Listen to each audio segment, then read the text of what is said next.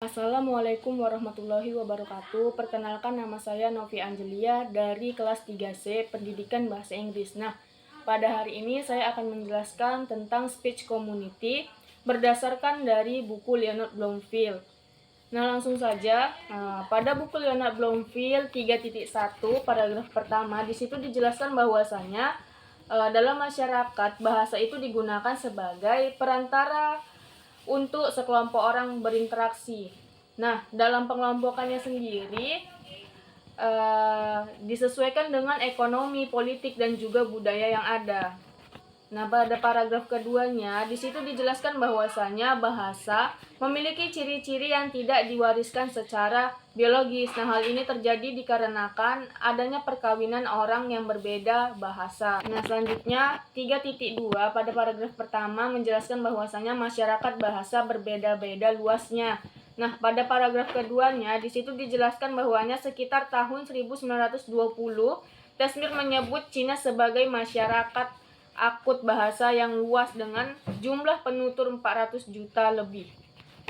Nah, untuk paragraf ketiga, di situ dapat diartikan bahwa bahasa tidak ada putusnya dengan bentuk-bentuk bahasa lokal, terkecuali bahasa yang tidak dapat saling memahami. Nah, untuk 3.2-nya pada paragraf pertama di situ dijelaskan bahwasanya kesulitan yang ada atau kesulitan yang dihadapi dalam menentukan setiap kasus yang siapa saja termasuk ke dalam masyarakat bahasa. Nah, hal ini disebabkan oleh simbol dan masyarakat bahasa itu sendiri. Untuk paragraf keduanya di situ dijelaskan bahwasanya perbedaan yang terdapat pada sebagian penutur adalah soal pembagian tubuh dan juga kebiasaan pribadi semata. Nah, pada 3.4 di situ dijelaskan pada paragraf 1 di situ dijelaskan bahwasanya perbedaan berbicara yang paling penting berada dalam kepadatan komunikasi. Nah, untuk paragraf ketiga di situ dijelaskan bahwasanya ada cara dalam masyarakat kesamaan dan ketidaksamaan antara berbagai penutur dalam masyarakat. Di antaranya ialah menghitung dan menilai anak panah atau rangkaian anak panah yang menghubungkan titik-titik mereka. Pada 3.5 paragraf pertama di situ tertulis bahwasanya ada mengamati kasus yang lebih sederhana. Nah, pada paragraf kedua di situ dijelaskan bahwasanya perilaku terhadap dua bahasa Inggris Amerika yang utama itu tidak memiliki kesamaan dengan yang kedua. Nah, bahasa yang yang standar itu memiliki kedudukan yang lebih tinggi dari bahasa non standar. Paragraf 5-nya di situ tertulis perbedaan yang sifatnya tetap ialah geografis. Hal ini terjadi di Amerika dan bahasa standar. Ada 3 jenis geografis di Amerika Serikat, yaitu New England, Central Western, dan Southern.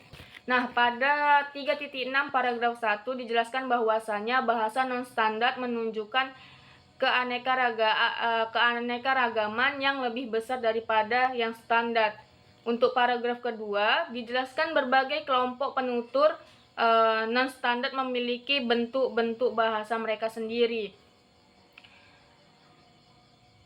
Untuk paragraf ketiga di situ tertulis tetapi bahasa keanekaragaman yang terbesar pada bahasa non-standar sifatnya geografis. Pada paragraf 4, dalam masyarakat yang telah lama menepati dialek-dialek lokal memiliki peranan yang lebih penting. Nah, pada paragraf 5 dijelaskan bahwa bagi linguis dialek-dialek sangatlah penting.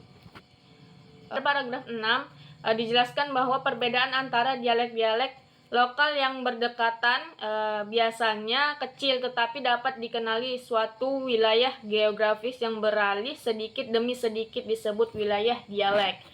Nah, pada paragraf 7 di situ dijelaskan dalam situasi kita dapat menarik garis-garis antara tempat-tempat yang berbeda mengenai salah satu ciri bahasa garis-garis tersebut.